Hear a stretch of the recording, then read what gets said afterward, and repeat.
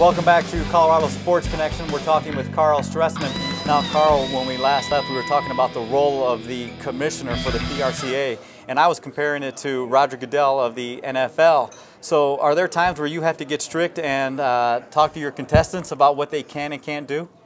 There are times when we have to set guidelines and rules and regulations, and then we have to make sure that everybody abides by those. That's not the fun part of our job, but it is a necessity, obviously, for us to have consistency in what we do. You know, we've got about 600 rodeos that we participate in as a sanctioning body every year. We've got about 6,000 contestants that are members of our association.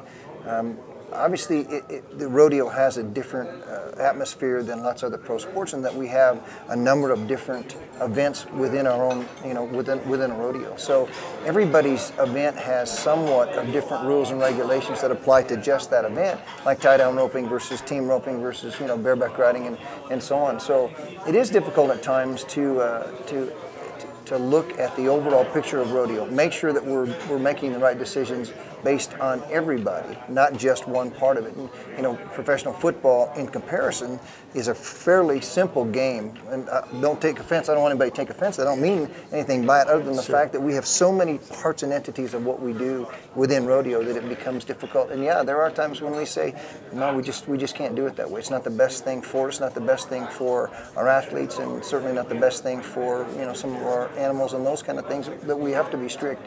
And I guess that's what a commissioner is for. I'm not sure exactly what a commissioner is.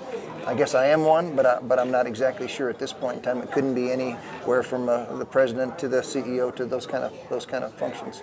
Now, you just mentioned that you have over 600 events, and I'm imagining here now that of all those 600 events, if I'm the rodeo director for that particular rodeo, I'm going to want the commissioner at my rodeo. How do you make it to these rodeos, and then how do you tell some of these rodeos, you know what, thank you, but my plate is full right now?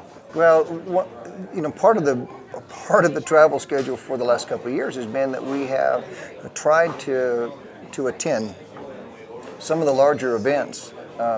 And you can only imagine, we have events anywhere from the Wrangler National Finals Rodeo, which is in Vegas in first week of December, all the way through $1,000 added community rodeo, in one of the western states. So the gap between the top and the bottom is pretty significant. In the last couple of years, we have made some attempts in rodeo to tier our systems and make sure that we have some tiering being done from small to large.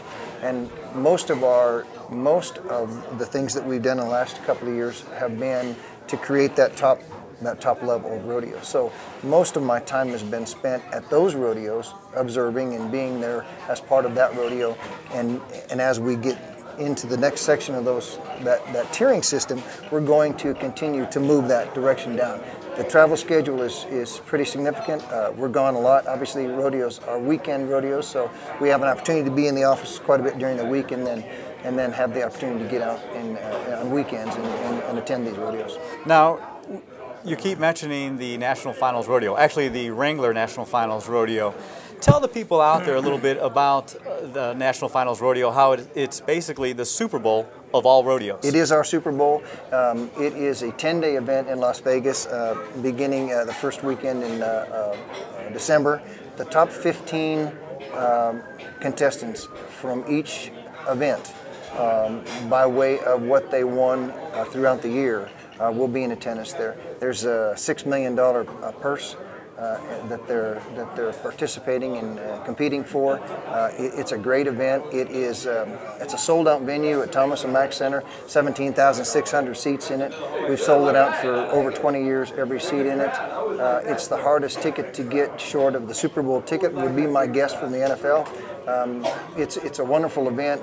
The Cowboys come to Las Vegas. Las Vegas loves the Cowboys. They're fun to be around. They're great. They spend money, and that's a huge 10-day event for us.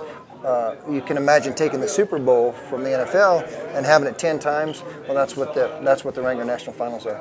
Now, the National Finals Rodeo also gets a crowd that normally isn't your rodeo crowd as well. You start to introduce the rodeo to a brand new crowd. We do, and it really is one of the objectives of the new administration at the PRCA is how do we, in fact, entertain more people to participate in as a fan of rodeo. And obviously, we've got some new TV packages that will introduce when we get to Vegas this in the next 3 weeks. But that's a big question, is how we do that. Well, obviously, we're having some success because our numbers are going, through the ceiling. And in a down economy, you can look at it two different ways. Is it an economic condition where we have a very affordable sport? We understand that, and we're okay with that.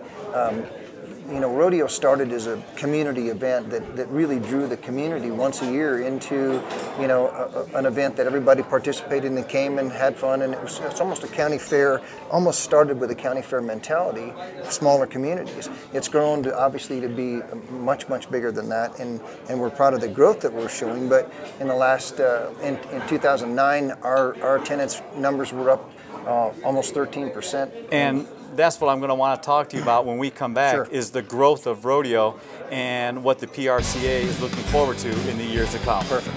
We'll continue our talk with Karl Stressman right here on Colorado Sports Connection.